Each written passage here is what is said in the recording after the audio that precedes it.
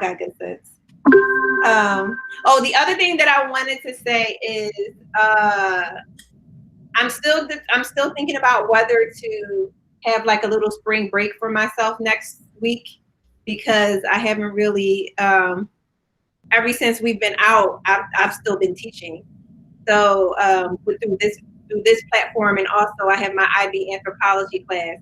So I'm still thinking. So I'll keep you guys posted. I'll let you know before Thursday whether we're going to take a little break. But I feel like if we take a break, it's going to mess up the momentum that we have, and I don't want to do that either.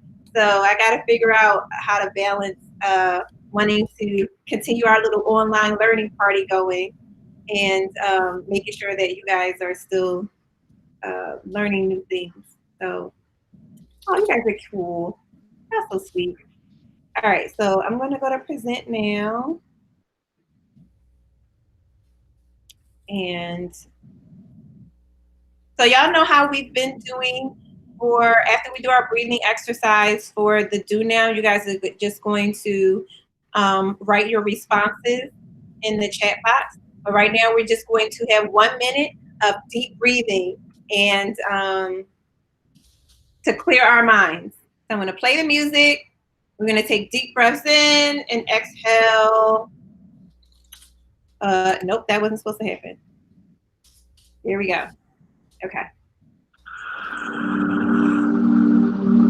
We're going to do deep breaths in and exhale. Deep breath in. Exhale.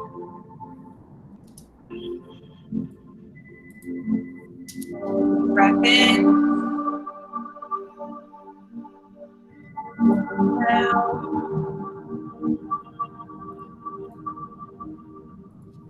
In. And exhale. Okay.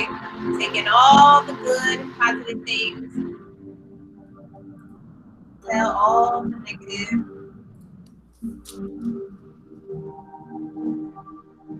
Okay. Breath.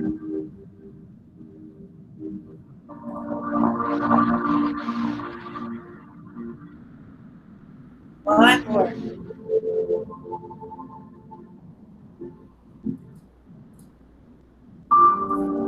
All right. I really hope y'all be breathing. I hope I'm not breathing by myself. I hope you guys are breathing with me. Okay. So today is March 31st. And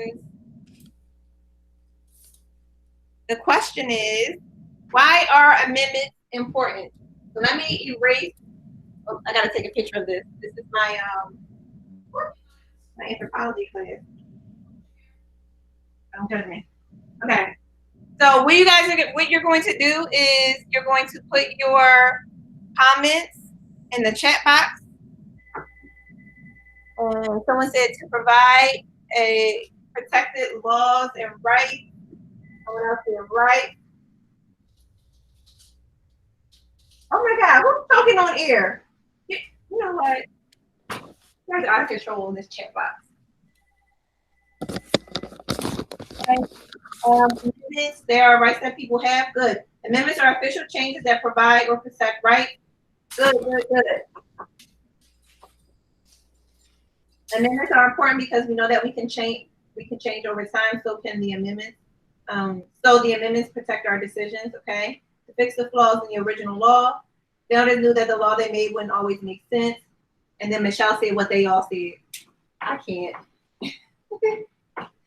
Amendment changes old documents. Yeah, people would say that the Constitution was not complete when it was created, right? Obviously, there were entire groups of people that weren't even considered full citizens at the time. So we need amendments to help with that. There's no document that flawlessly captures the morality of the future, and there's no way to tell who needs protecting in the future. The laws of the land need to change and adapt with the fluidity of humanity in order to stay relevant. Okay, Rose. Period, Pooh. Okay. Good. I'm waiting to see if anybody else wants to chime in. Amendments allow for adaptation depending on what is happening in the world at the time. Good. Okay. I'll give it one more minute to see if we get anything else.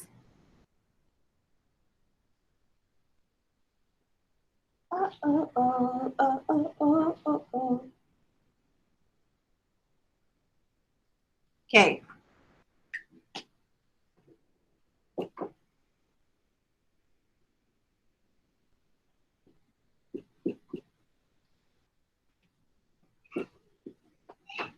Can everybody see the board?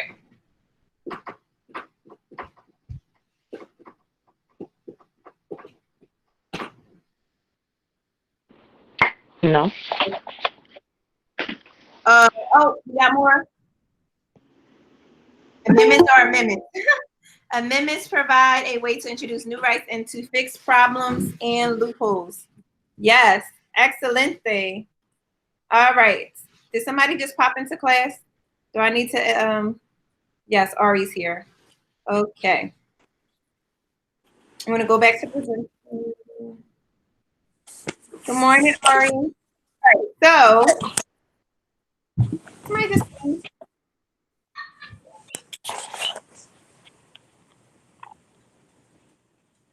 all right, so we talked about this, and we talked about, whoops. We talked about, just as a recap, the 13th Amendment. So if you're new today, it's important that you know that the 13th Amendment has a clause. Okay? And who can remind us of what that clause is?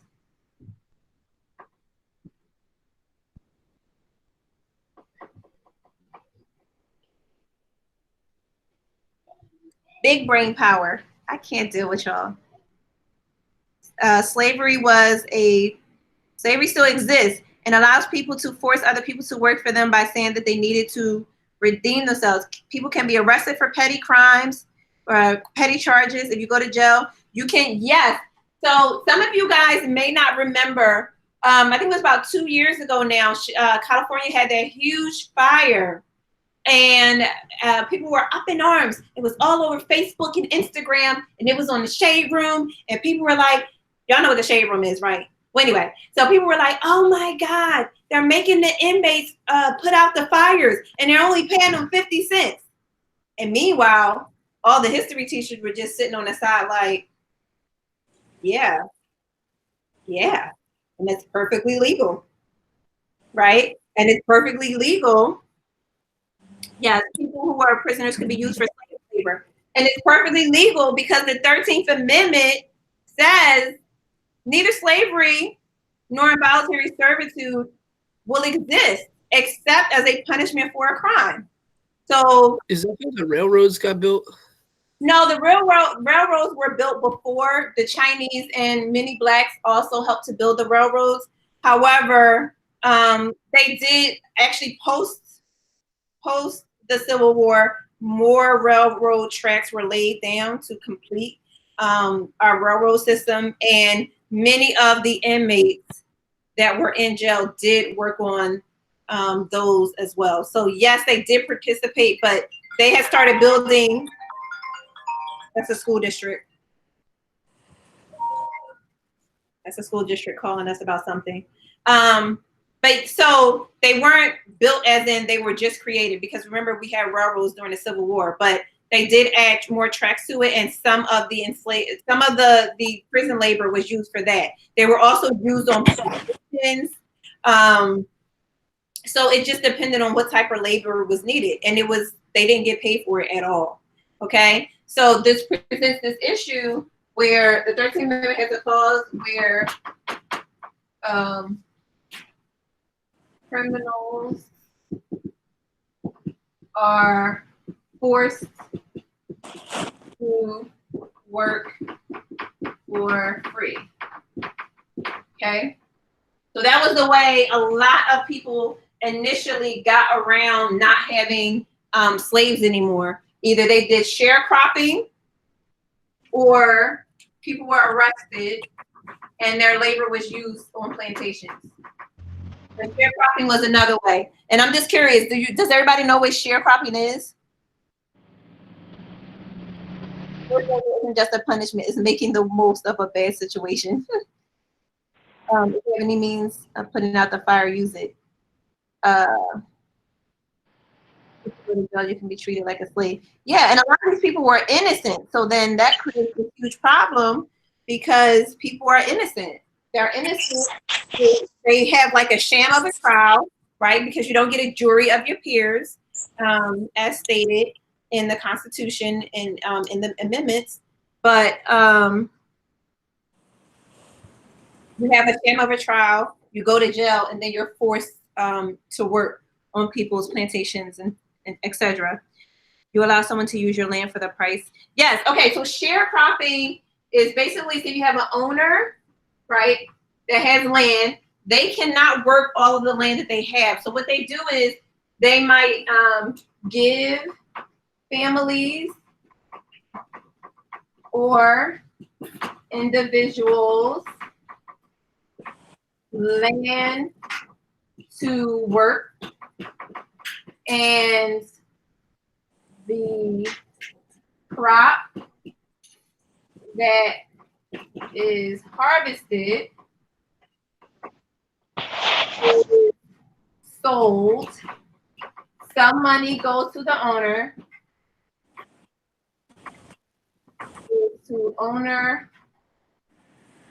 and the sharecropper receives some money. How can that go left real quick? Okay, so sharecropping owner gives families or individuals land to work, some of their land to work, and the crop that's harvested is sold. Some money goes to the owners, and the sharecroppers receive some money as well. But how can this be used to re-enslave people? Okay, yes, John said it's basically feudalism. Okay, pretty much underpaid, abuse of rights. The families could get trapped in debt. Period, Rose. Sharecroppers didn't make much. That's true. Some of them didn't make much. They lie about their profit. Period, Olivia. Michelle said you looked away and now there's a whole paragraph on the board. I apologize. Miss, I can't see the board. I only can see the amendment thing, section 1. Really? Yeah.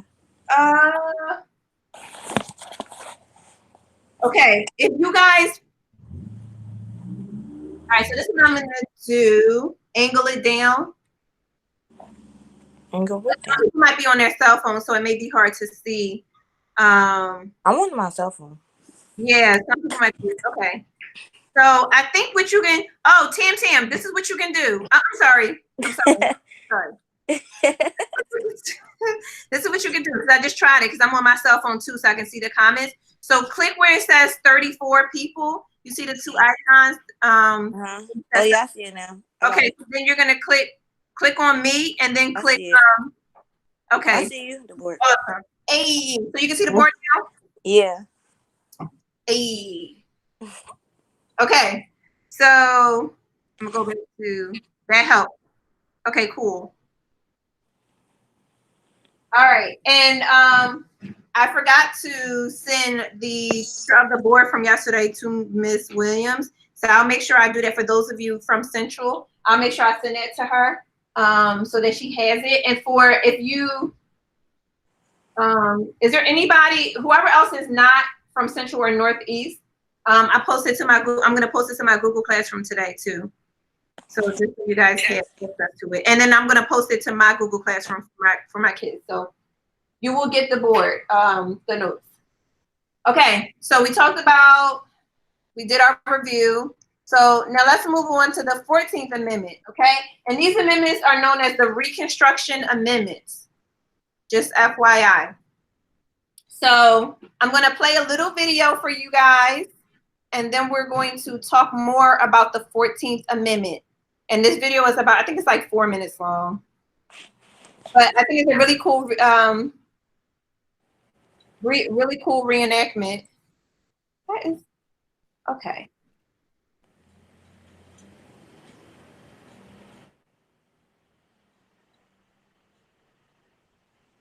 I put it here.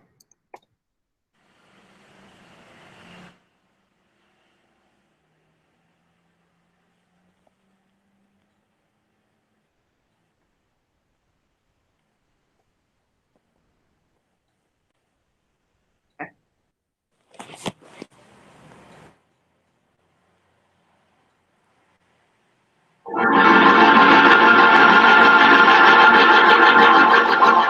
me know if you guys can see it.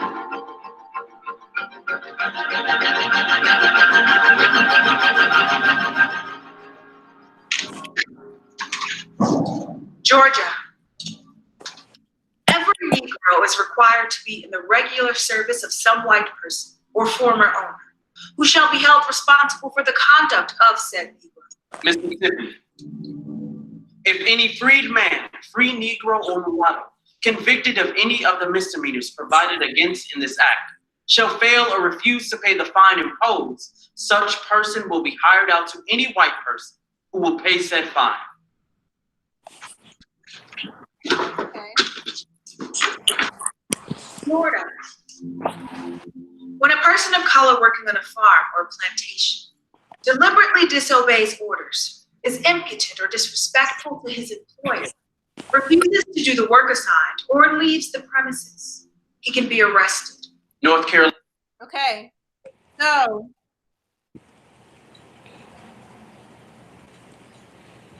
let me go back. So let's keep those black codes in mind, and we're going to talk more about what the black codes is in a second. But let's keep those black codes in mind as we talk about the 14th Amendment. So now you guys remember the egregious decision made by the Supreme Court in the Dred Scott case. Does anybody want to jump in and show what they remember from the Dred Scott case before I expound on it? The audio is kind of hard to understand. Oh man, I gotta figure out how to fix that. Okay, James.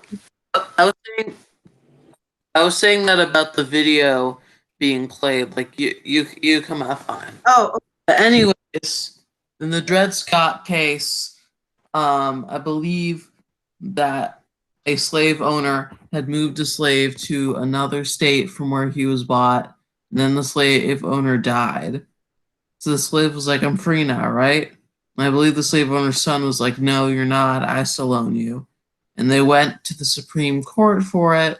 And the Supreme Court was like, you're not a citizen. You don't have any rights. So you're still owned, and like, screw you, basically. All right, so that's the pretty good gist of it. So here's to explain a little bit more. So you had Dred Scott. Dred Scott was enslaved, right? He was an enslaved person, and his slave master had taken him to a free state. And so they went to a free state. They lived for a little while. He actually met his wife, who was free, and they moved back down to a slave state. And so after he got back to that slave state, he was like, wait a minute. If I lived in a free state, then I'm free. And actually, no, his wife was, I believe she was like enslaved as well. So they went back to the slave state, and he basically was like, since I lived in a free state, I am now free. He decided to sue for his freedom. At the same time, his master died, and then his son had taken over his enslavement. So when he went and sued for his freedom, the case went all the way up to the Supreme Court. And after it went to the Supreme Court, oh my God, I thought I put my phone on Do Not Disturb. After it went to the Supreme Court, the justices ruled, and the Chief Justice Taney at the time essentially says and this is considered probably the most egregious decision the Supreme Court has ever made. In the majority decision, they basically say, hey, listen, Dread, not only are you not getting your freedom, I don't even know why you stand before me, because guess what? You're not a citizen. When the United States made the Constitution, you weren't a citizen. None of your people were citizens, and therefore you have no room or right to sue in the court of law because you and your people will never be citizens. Now, of course, when the Constitution was created, not only were there free people all over the US in the states that existed, but these people, some of them actually participated in voting. So not only was Dred Scott erroneously wrong, right? But that simply just was not true. But that is how they interpreted the Constitution. So the 13th Amendment was created and directly invalidates the Supreme Court's Dred Scott ruling. And so can I get a volunteer to read the first section of the 14th Amendment?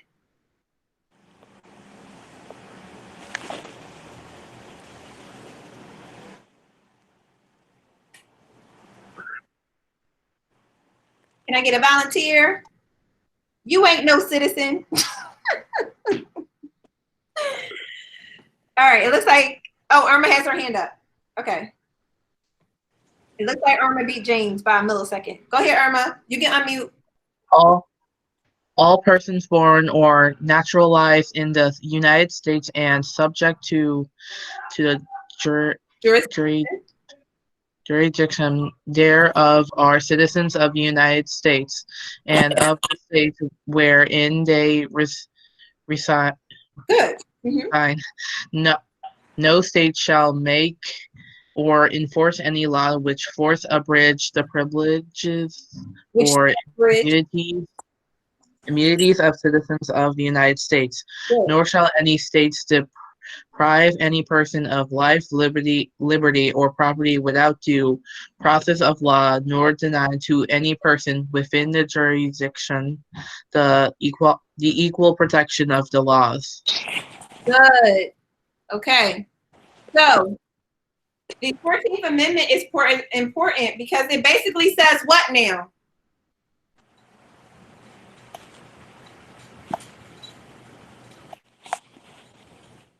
Come on, folks.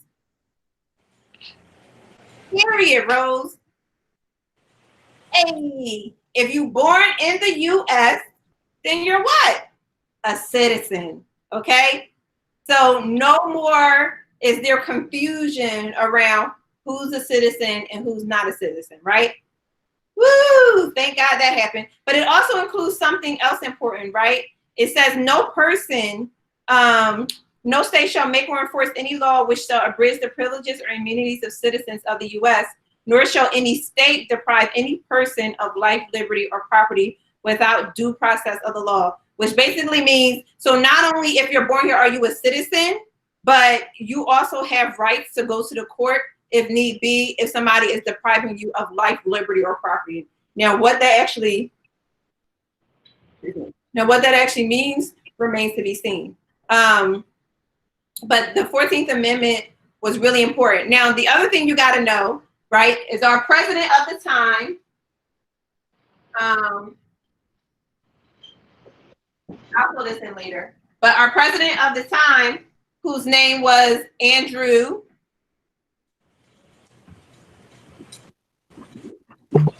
Johnson, was against Reconstruction. So these amendments he actually did not support. And he was actually trying to push through a lot of these. He was trying to get the southern states back into the Union before Congress came back into session in December to try to circumvent these different amendments and laws. And ultimately, he wasn't as successful. But what he did do is he essentially made a lot of the southern states feel like that they didn't have to listen to a lot of the amendments that were passed, and they were able to find loopholes to continue to deprive Black and Indigenous people of their life, liberty, and property. Okay, moving on.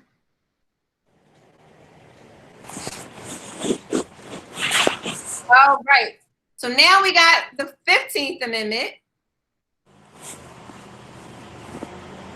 And can I get someone to volunteer to read? Can we get somebody new? Can you get somebody new to volunteer to read?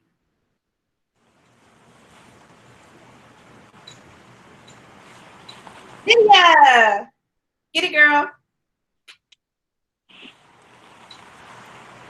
The right of citizens of the United States to vote shall not be denied or abridged by the United States or by any state on account of race, color, or previous condition of servitude. Good. Go ahead. The Congress shall have the power to enforce this article by appropriate legislation. Okay, good. So, what is this amendment doing?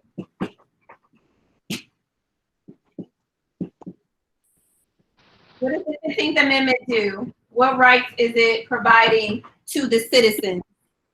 Sam has his hand up. Yes, Sam.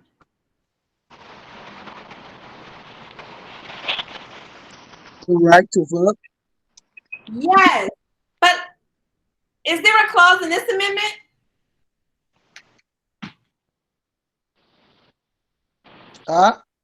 Is there a clause in this amendment? Is there a loophole? And also, like, it's not the right to vote, and also it doesn't base on the color or whatever, but so that you are a citizen, you have the right to vote. Right, but there is a loophole in here. There are people that are not included. John put it in the comment. John, you want to unmute yourself? Gender, yes, Kane. Gender. Right? So who's not included? Who can't vote? Women. Women. So it says any state cannot exclude you for your race, color, or previous condition of servitude. Okay? But women are not included, right? It does not say gender. No women. So, what does that mean for women? They're going to have to do what? Women. Oh, everybody's putting it in there now. Yep. So what does this mean for women? What are they going to have to do? Yes, they're going to have to fight for their right to vote. And oftentimes, people only focus on white suffragists, white women suffragists. And the reality is Black women also had to fight for this. And this caused a huge schism between women because there were, after the Civil War, right, a lot of the Southern women wanted to fight for their rights, but they didn't want to include that with also the fight for equal rights for Black people, right? Because many of them did not agree with that. So there was a huge schism in the women's rights movement, and a lot of Black women felt alienated from the movement because not only were they also fighting for women's rights, they were also fighting for civil rights.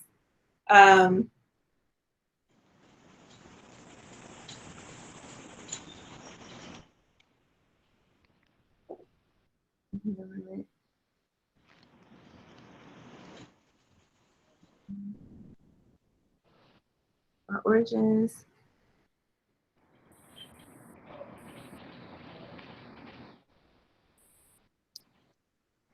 No,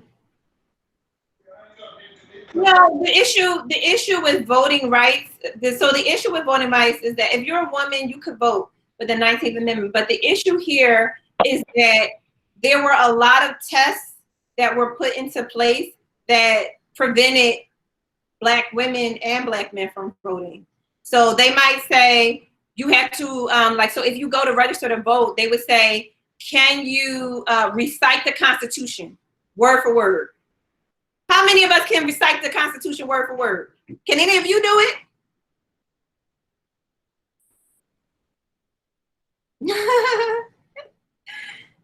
Right? Or they might say, name every state in alphabetical order. Who does that? Who? Yeah, in my dreams, I could maybe. Bro, this is why people, this is shy people for phone. Wait, what? So they would have all these like crazy different things, right? And it would change each day, depending on the person. So what this does is it effectively shuts out a lot of Black people from voting, because who can do these things, right? Not many people can do it. And even still, Black people say, okay, you want me to recite the Constitution? That's what they did. They went home and they learned the Constitution, or they went home and they learned the states in alphabetical order. And then they would come back and it'd be like, all right, I'm ready. Let's go. Sign me up. And then they would give them something else to do, right? So the bar kept changing, right? The task kept changing. So this is why, even though you had the Civil Rights Act of 1866, even though you have the 13th Amendment, the 14th Amendment, the 15th Amendment, all Reconstruction Amendments that were passed between 1865 and 1877, right? You have all these amendments that are supposed to give Black people rights, but it takes Black people until the 1950s and 1960s in order to be able to fully realize these rights, because they kept finding clauses and loopholes, because the government was not in the business of wanting to help. They wanted to maintain that power and that control. Yes, exactly, Cameron. I can recite the alphabet in alphabet. You know what? You guys are funny. Yeah, the rise of white feminism. And so a lot of women, Black women or women of color who are feminists, they won't call themselves a feminist anymore. They'll say I'm a womanist. So that's also interesting, because it created this huge schism. And a lot of people would say that feminism is still trying to recover from that today, because there is a lot of intersectionality within feminism, but sometimes that is not acknowledged. So it's like a key focus on one thing of what affluent women are needing or in one thing, and not so much what the poorer women are advocating for. I can't, you guys really, okay. You guys are having a party in the comments, and I literally cannot. All right, so primary source time. Woo woo. Anybody want to read this? This is our young bull, Andrew Johnson, with the slick back. Okay, go ahead, James. You guys are having a party in the comments. Go ahead, James. President Johnson in 1867 said that Black people had, quote, less capacity for government than any other race of people. No independent government of any form has ever been successful in their hands. On the contrary, wherever they have been left to their own devices, they have shown a constant tendency to relapse into barbarism. How does this quote make you feel? All right, Not good, I hope. Let's put that in the comment box. Yeah. Well, you can also share too. But yeah, let's put that in the comment box. He said that. He said that. Yeah. You know, Lou, I'm not going to read this because my video yesterday, somebody reported it to YouTube and it was taken down, and I had to appeal it to get it put back in. So I'm not going to read that in case some sensitive Susies are watching and reporting to YouTube. That's just not true at all. I mean, clearly Andrew Johnson didn't know who Queen Nzinga was. Clearly he doesn't know who Mansa Musa is. Queen Amani Reines, Askia Muhammad, just to name a few African leaders. Yeah. I mean, Queen Amani Reines was able to hold back and defeated the Roman Empire that was at the helm of Julius Caesar's nephew. And she did it with one eye. But go off, Andrew Johnson. Cough, cough, Haiti. Dab on him. Wait, how you dab? Okay, yeah, that was the one. Yeah. It is racist statement. It is unfair, uncomfortable, unconstitutional. Yes, Harriet Tubman. Mate, you ever seen the African Kingdoms? Apparently not, because a lot of African American history teachers start African American history at slavery. So, yeah. All right. So, yeah, that's Andrew Johnson in a nutshell. And so I gave this quote to kind of give you guys some background as we move into this next one. You know, at least he almost got kicked out. Yes. Yes. All right. So we're going to talk a little bit about this, the battle for Reconstruction. So the radical Republicans, they hit the ground running. Edwin Stanton was the Secretary of War for Lincoln. And let me tell you about this, John Bull, for a minute. So Stanton was basically Lincoln's adversary for a point before Lincoln became president. In fact, they were on the same case, and he basically told Lincoln to sit down and be quiet. He talked about homeboy. He was, yeah, he was given, oh, it's 11:52. First of all, class is not dismissed till I dismiss y'all. You better put that back, put the book back down. Michelle, don't make me give you a meditation time. So, in online class.